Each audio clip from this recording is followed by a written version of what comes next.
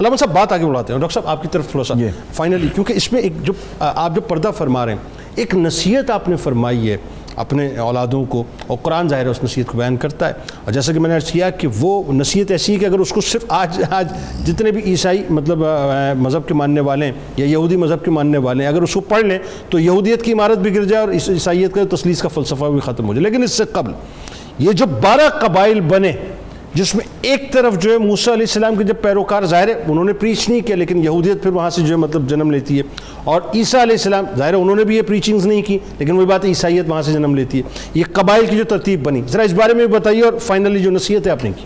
جی بالکل، میں یہ عرض کرنا چاہوں گا کہ اس میں یہ سارا جو ٹرینٹی اور تثلیث کی طرف معاملہ لایا گیا ہے، اس میں اللہ رب العزت کی طرف سے اور یہ جو ایک ڈیوائن پورا وزڈم ہے اس کا کوئی تعلق اس میں نہیں ہے۔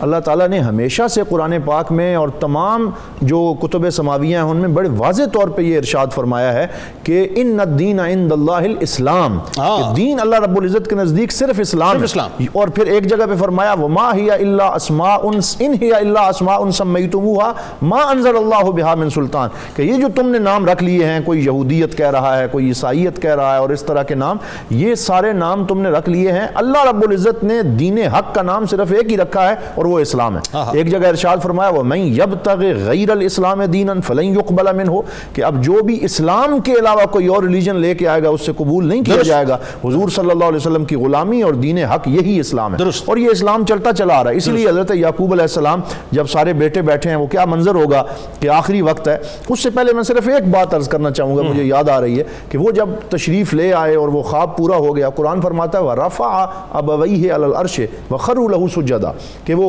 عرش پہ انہیں لایا اور وہ سارے سجدے میں گر گئے، اور وہ سجدہ تعظیمی تھا جو امت مسلمہ کے اندر حرام ہو گیا۔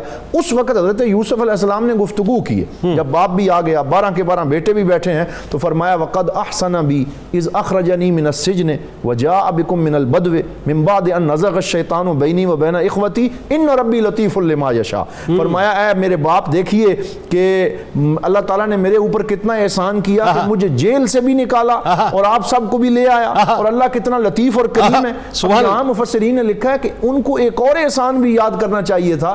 یہ تو کہا کہ اللہ نے مجھے جیل سے نکالا، لیکن یہ نہیں کہا کہ اللہ نے مجھے کنویں سے نکالا۔ تو یہاں صوفیاء کرام فرماتے ہیں کیونکہ یہ صفا کی محفل تھی، راضی بازی ہو چکے تھے، بھائیوں کو معاف کر دیا۔ خوبصورت بات، صفا کی محفل میں جفا کا ذکر کرنا، کیا خوبصورت بات ہے جی، سبحان اللہ۔ انہوں نے کہا کہ اب دل صاف ہو چکے ہیں، اب پرانی باتیں یاد نہیں، یعنی اس کا مطلب دنیا میں اگر کئی بھائی روٹھے ہوئے ہیں ان کو چاہیے جو بات تکلیف دے اس کا ذکر بھی نہ کرو، اس کو دفن کر دیں۔ کیا اچھی بات، نصیحتوں پہ آئیے۔ اب نصیحتوں پہ آتے ہیں، تو پھر وہ سارے بیٹوں کے بیٹھ کے فرماتے ہیں ام کنتم شہداء اذ حضر یعقوب الموت اذ قال لبنیہ ما تعبدون من بعدی، کس کی عبادت کرو گے میرے بعد؟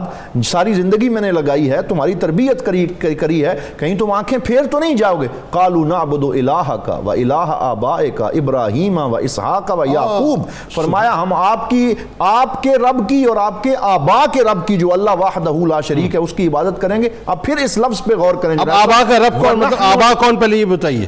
آبا کون ہے؟ حضرت ابراہیم علیہ السلام ہیں، حضرت اسحاق ہیں، حضرت یعقوب ہیں، اور پھر اس سے اوپر جتنے فور فادرز ہیں وہ سارے کیونکہ اللہ تعالیٰ کے سامنے سر جھکانے والے ہیں۔ ہم یہاں سے تثلیث کا اور ہر طرح کے شرک کی نفی ہوتی ہے، اور پھر فرمایا وَنَحْنُ لَهُ مُسْلِمُونَ، یہ مسلمون کے لفظ پہ غور کریں، ہم مسلمان ہیں اور مسلمان رہیں گے۔ قُولُوا آمَنَّا بِاللَّهِ وَمَا أُنزِلَ إِلَيْنَا وَمَا أُنزِلَ إِلَىٰ إِبْرَاهِيمَ وَإِسْمَاعِيلَ وَإِسْحَاقَ وَيَعْقُوبَ وَالْأَسْبَاطِ وَمَا أُوتِيَ مُوسَىٰ وَعِيسَىٰ وَمَا أُوتِيَ النَّبِيُّونَ مِن ربہم لا نفرق بین احد منہم ونحن لہ مسلمون۔ فرمایا ہم کسی نبی میں تفریق نہیں کرتے، ہم مسلمان ہیں اور مسلمان رہیں گے، مسلمان مریں گے۔ تو یہاں سے پتہ چلتا ہے کہ دین حق حضرت یعقوب علیہ السلام بلکہ حضرت آدم سے لے کے ہمارے پاک نبی صلی اللہ علیہ وسلم تک اسلام کا ایک چین، گولڈن چین چلتا ہوا چلا آ رہا ہے۔ اللہ تعالی ہمیں اسی پہ ثابت کرے۔